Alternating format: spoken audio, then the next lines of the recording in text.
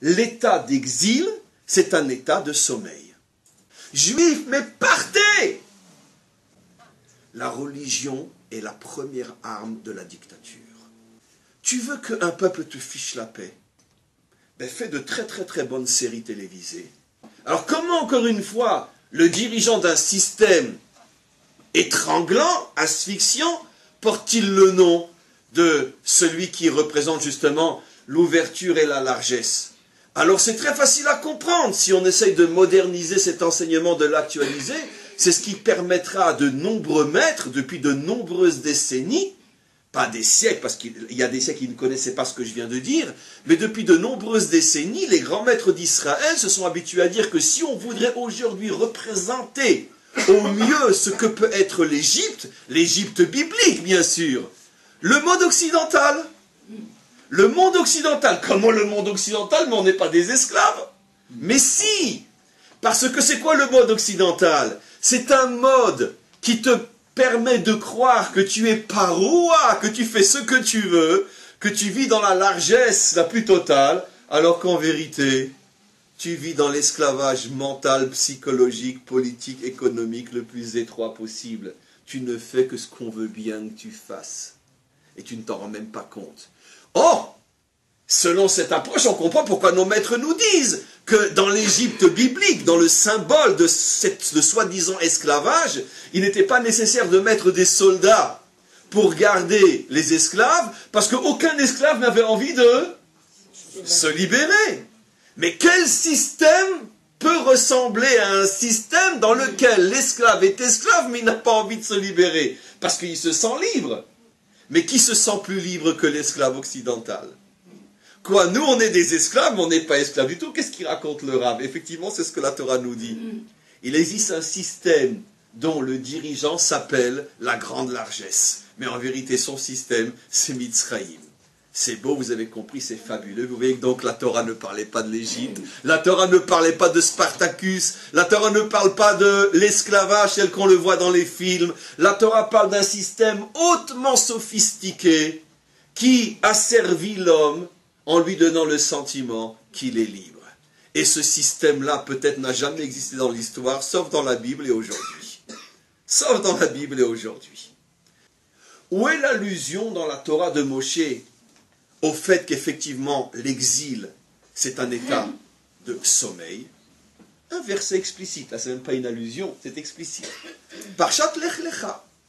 Quand Hachem annonce à Abraham tous les futurs exils d'Israël, car comme on le sait, visiblement il semble lui annoncer uniquement la descente en Égypte, mais d'ailleurs tout le monde vérifie et voit que le mot Égypte n'est pas prononcé là-bas, et selon la manière dont les versets sont dits, ce n'est pas maintenant le but de vous le prouver, de vous le montrer, mais nos maîtres comprennent de ce passage-là qu'en vérité Hachem fait allusion à tous les futurs exils d'Israël, jusqu'au dernier qui est le nôtre. C'est intéressant, comme je l'ai souvent rappelé, pas plus tard que hier aussi, c'est que l'image pour représenter l'exil dans la Torah, c'est un four.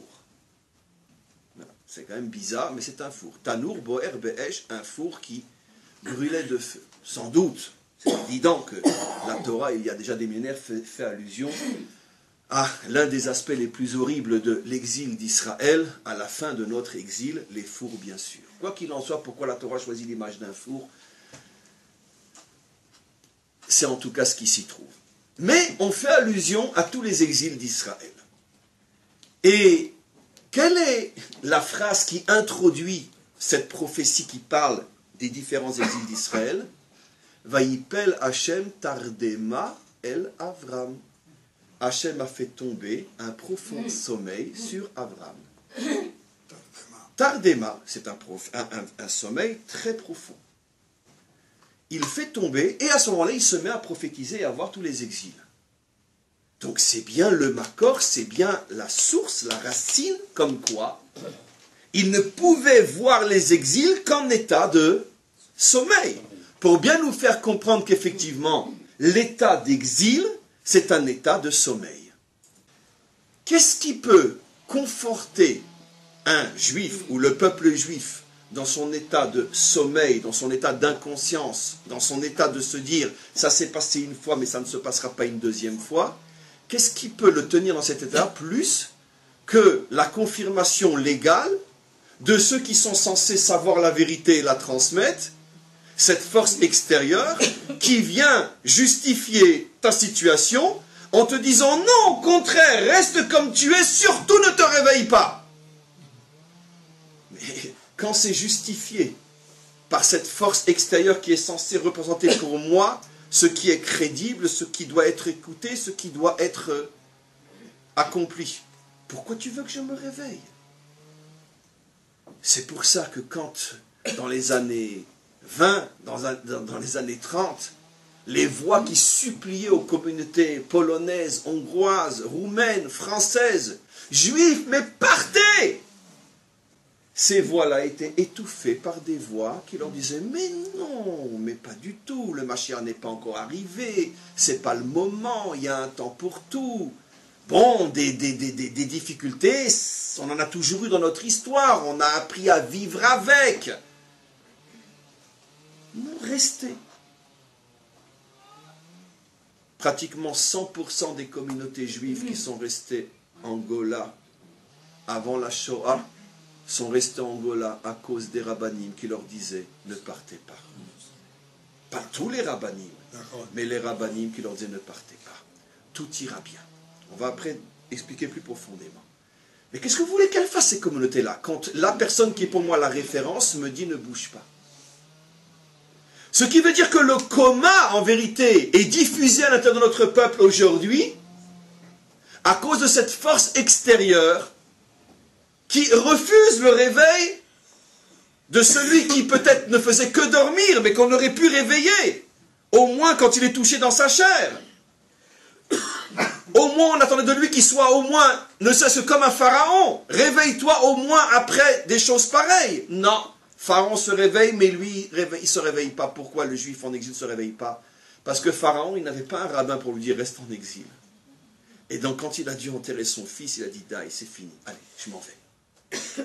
Tandis que, ou je m'en vais, ou dans le contexte biblique, je laisse partir. Ce qui est la même chose, puisqu'il s'agit du même homme, sont différentes forces en nous. Mais seulement quand tu as une force qui te dit « mais non, mais continue à dormir, ce n'est pas le temps maintenant de faire tes valises », automatiquement tu te trouves dans une situation catastrophique.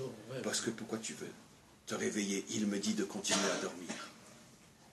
Maintenant, mes amis, il faudrait aller un petit peu plus loin.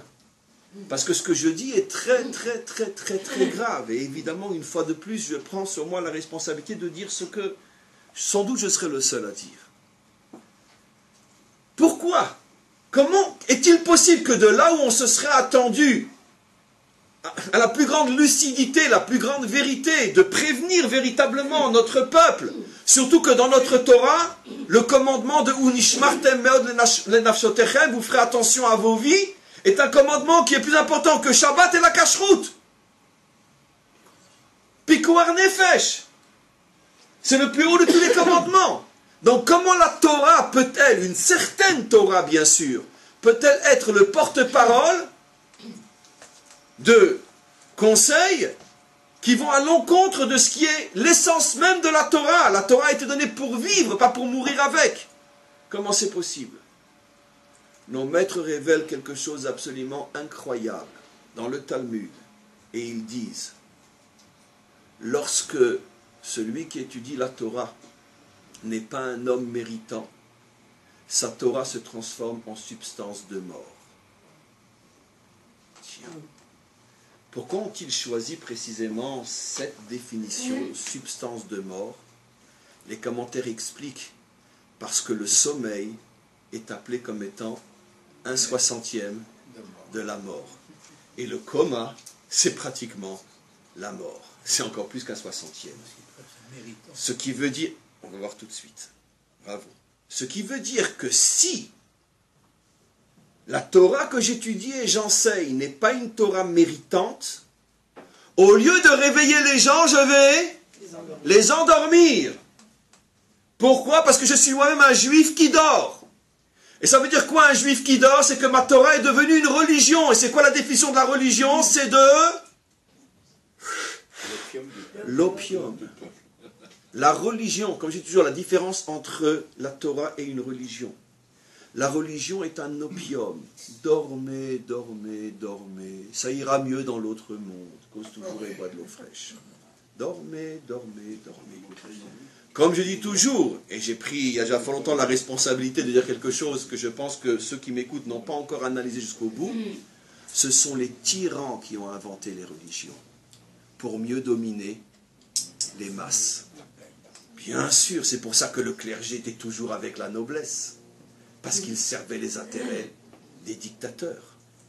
Dormez, braves gens, dormez, ça ira mieux plus tard.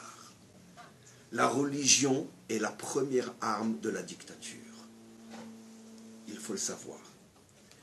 C'est donc la raison pour laquelle, ou c'est la Torah, dont le signe incontournable est qu'elle te réveille, ou c'est une religion et tu